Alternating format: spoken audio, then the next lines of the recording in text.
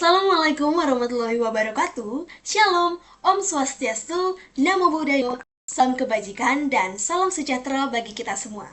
Perkenalkan, nama saya Malta Malinda Tea Saragi dengan NIM 23106114453. Pada kesempatan video kali ini, saya akan membawakan dua kasus perjanjian setelah kronologinya dan mengidentifikasikan pelanggaran prinsip perjanjian apa yang telah dilakukan dalam kasus tersebut, serta menjelaskan manfaat mengapa prinsip tersebut harus ada dan harus diberlakukan.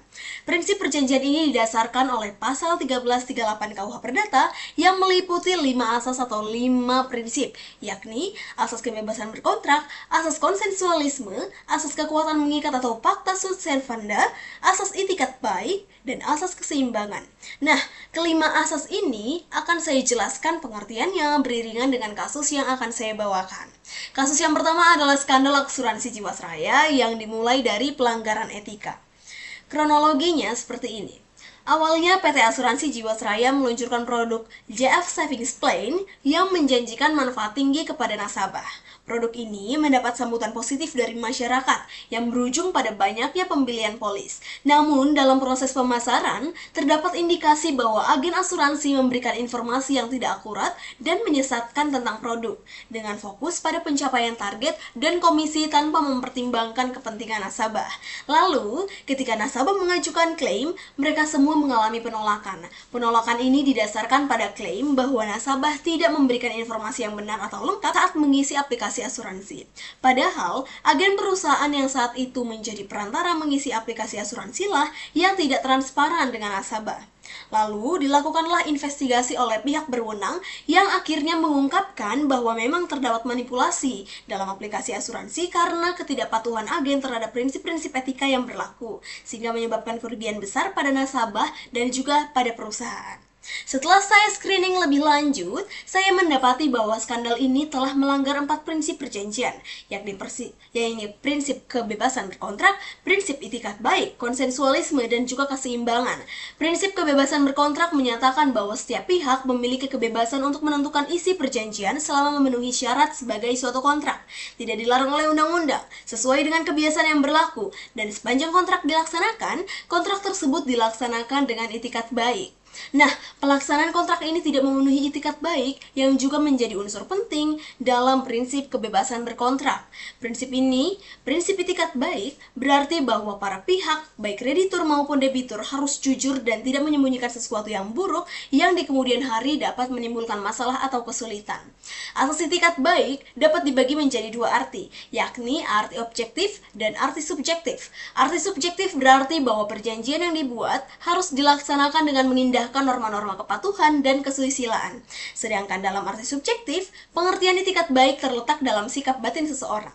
Maksudnya adalah, para pihak dalam perjanjian memiliki keharusan untuk tidak melakukan segala sesuatu yang tidak masuk akal sehat, yaitu tidak bertentangan dengan norma kepatuhan dan kesusilaan, sehingga terwujud keadilan bagi kedua belah pihak dan tidak merugikan salah satu pihak. Asas itikat baik juga dapat diartikan bahwa masing-masing pihak dalam suatu perjanjian yang akan disepakati mempunyai kewajiban untuk memberikan keterangan atau informasi selengkap-lengkapnya yang dapat mempengaruhi keputusan pihak lain dalam hal menyepakati atau tidak menyepakati perjanjian tersebut. Pada kasus asuransi Jiwasraya, banyak nasabah yang tidak sepenuhnya memahami isi ketentuan polis yang mereka tanda tangani. Ini terjadi karena agen asuransi tidak memberikan penjelasan yang lengkap dan memadai mengenai produk yang mereka tawarkan. Informasinya cenderung menyesatkan dan tidak transparan mengenai resiko yang akan dihadapi oleh nasabah di kemudian hari. Hal ini dilakukan agen asuransi agar manfaat produknya terlihat fantastis sehingga nasabah tergiur untuk membeli polis dan target penjualan akhirnya terpenuhi sehingga agen mendapat keuntungan berupa komisi dari penjualan produknya. Namun, jika salah satu pihak tidak memahami isi perjanjian akibat informasi yang tidak akurat dari agen demi kepentingan tertentu si agen, maka kebebasan berkontrak menjadi tidak bermakna dan perjanjian dapat dibatalkan demi hukum. Prinsip yang dilanggar selanjutnya adalah prinsip konsensualisme atau kesepakatan. Konsensualisme dalam perjanjian berarti bahwa para pihak yang mengadakan perjanjian harus sepakat dalam setiap isi perjanjian yang dibuat. Perjanjian konsensual langsung mengikat seketika saat tercapai kata sepakat dari kedua belah pihak. Akan tetapi, konsensualisme tidak akan terjadi jika terdapat 4 hal berikut, yakni paksaan, kehilafan, penipuan, dan penyalahgunaan keadaan. Tindakan yang dilakukan oleh agen asuransi termasuk dalam kategori penipuan. Penipuan terjadi apabila seseorang dengan kehendak dan pengetahuannya menimbulkan kesesatan pada orang lain. Penipuan juga dapat terjadi karena suatu fakta dengan sengaja disembunyikan atau bila suatu informasi dengan sengaja diberikan secara keliru atau dengan menggunakan tipu daya lainnya. Nah, berdasarkan arti tadi, tindakan non-transparansi, tindakan tidak komunikatif, dan menutup-nutupi hal buruk yang terjadi di masa depan oleh agen asuransi itu termasuk dalam penipuan. Pada kasus ini, perjanjian antara agen dan nasabah melakukan hal yang dilanggar dalam prinsip konsensualisme yaitu penipuan, dan berdasarkan hal ini pula perjanjian itu akan menjadi batal demi hukum. Selain ketiga prinsip tadi, kasus asuransi ini juga termasuk dalam pelanggaran prinsip keseimbangan yang mengharuskan adanya keadilan dalam perjanjian antara kedua belah pihak. Jika dilihat dari sudut pandang perusahaan, tentu hak dan kewajiban yang diterima nasabah seimbang. Karena data yang diberikan agen asuransi sebagai perantara nasabah memang tidak memenuhi kategori jumlah klaim lebih banyak. Akan tetapi karena ada manipulasi agen asuransi, maka hak dan kewajiban yang diketahui oleh nasabah menjadi tidak seimbang. Nah, nasabah akhirnya merasa dirugikan karena tidak mendapatkan manfaat dengan apa yang agen asuransikan janjikan di awal melalui aplikasi asuransi kepada perusahaan, sehingga hak yang diterima oleh nasabah menjadi tidak sesuai dengan apa yang nasabah ketahui awalnya. Hal ini kembali lagi pada asas itikat baik. Penyebabnya adalah karena ada sesuatu yang ditutup-tutupi oleh agen asuransi untuk memperoleh manfaat pribadi. Nah, prinsip-prinsip yang menjadi dasar pemberlakuan perjanjian tentu memiliki manfaat dan urgensinya. Dalam melaksanakan perjanjian yang dibuat, prinsip perjanjian harus benar-benar dilakukan karena mempunyai fungsi dan manfaat tersendiri. Dari kebebasan berkontrak, prinsip kebebasan berkontrak ini memberikan kebebasan kepada pihak-pihak untuk menentukan syarat dan ketentuan perjanjian sesuai kehendak mereka. Kebebasan berkontrak juga memungkinkan pembuatan perjanjian yang lebih fleksibel dan inovatif sesuai dengan kebutuhan masing-masing pihak. Yang kedua adalah prinsip etikat baik.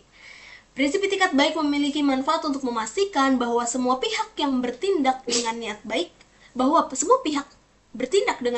baik, sehingga mengurangi potensi konflik dan sengketa di masa depan. Etikat baik juga menciptakan kepercayaan antara pihak-pihak yang terlibat. Lalu selanjutnya prinsip konsensualisme dan kesepakatan. Manfaatnya adalah perjanjian menjadi dianggap sah setelah ada kesepakatan di antara semua pihak. Prinsip ini juga mempermudah dan mempercepat transaksi tanpa prosedur yang rumit. Pihak-pihak dapat menentukan isi perjanjian sesuai kebutuhan mereka, memberikan dasar hukum untuk menuntut ganti rugi jika terjadi pelanggaran perjanjian.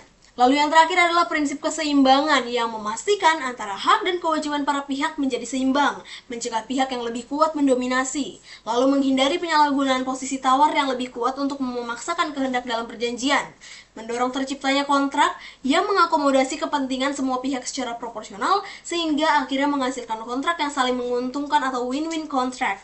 Serta yang terakhir adalah membantu hakim dalam memutus sengketa kontrak secara adil dengan mempertimbangkan posisi dan kepentingan para pihak. Kasus yang kedua adalah penggelapan 26 unit mobil rental untuk digadaikan pada pihak ketiga dengan harga 30 juta per unit. Kasus yang ingin ditekankan di sini adalah kasus perdata One Prestasi.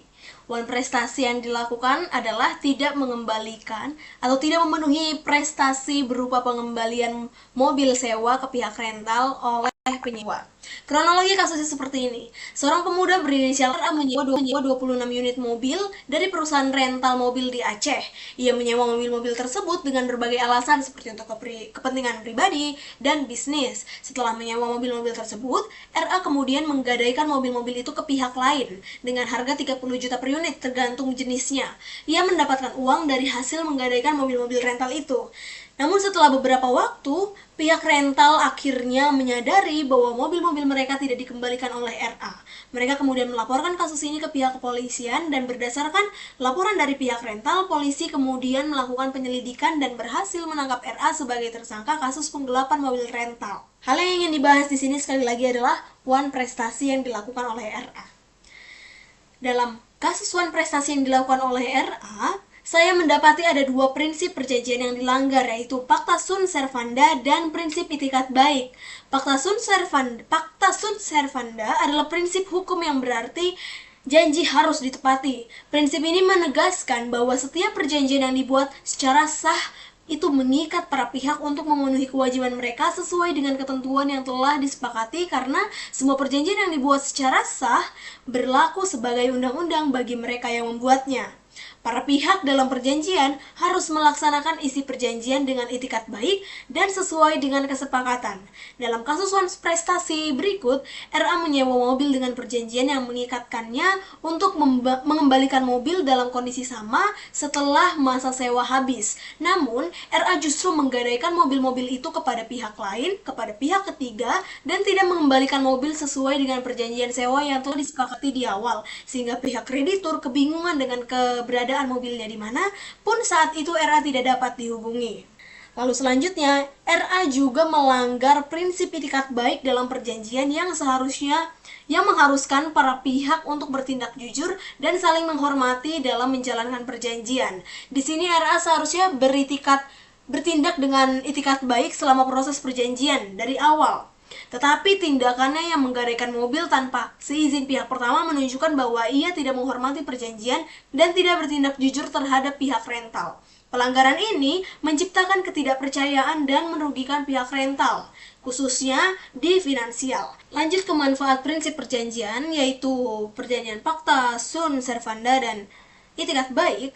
Manfaat dari Pacta Sunt Servanda yaitu adalah kepastian hukum. Dengan adanya asas Pacta Sunt Servanda, setiap pihak dapat yakin bahwa perjanjian yang telah disepakati akan dihormati dan dilaksanakan. Hal ini penting untuk menciptakan kepercayaan di antara para pihak, sehingga ada perlindungan hak. Jika salah satu tidak memenuhi kewajiban, maka yang dirugikan memiliki hak untuk menuntut ganti rugi atau meminta pelaksanaan perjanjian di pengadilan. Ini memberikan perlindungan hukum bagi para pihak yang dirugikan akibat prestasi yang dilakukan. Lalu selanjutnya adalah stabilitas dalam transaksi. Para pelaku usaha dapat melakukan perjanjian dengan keyakinan bahwa kesepakatan mereka akan diakui dan ditegakkan oleh hukum. Manfaat selanjutnya adalah untuk mendorong ketaatan pada perjanjian. Dengan adanya prinsip ini, para pihak didorong untuk mematuhi isi perjanjian dan menjalankan kewajiban mereka dengan baik, sehingga dapat mengurangi kemungkinan terjadinya sengketa konflik di masa depan. Untuk prinsip itikat baik, manfaatnya adalah sama seperti kasus pertama tadi, yaitu untuk mendorong para pihak untuk berkomunikasi dengan jujur dan terbuka, sehingga mengurangi resiko penipuan dan kebohongan dalam perjanjian, sehingga akhirnya menciptakan hubungan yang lebih baik antara kedua belah pihak atau antara para pihak. Lalu para pihak juga dapat lebih percaya satu sama lain dalam menjalankan perjanjian. Kepercayaan ini sangat penting dalam hubungan bisnis dan sosial yang pada gilirannya dapat memperkuat kerjasama dan kolaborasi. Baik, itulah penjelasan yang dapat saya sampaikan terkait pelanggaran prinsip perjanjian yang terjadi di Indonesia saat ini. Sekian dari saya. Wassalamualaikum warahmatullahi wabarakatuh. Shalom, Om Swastiastu, Namo Buddhaya, salam kebajikan dan salam sejahtera bagi kita semua. Salam bela negara.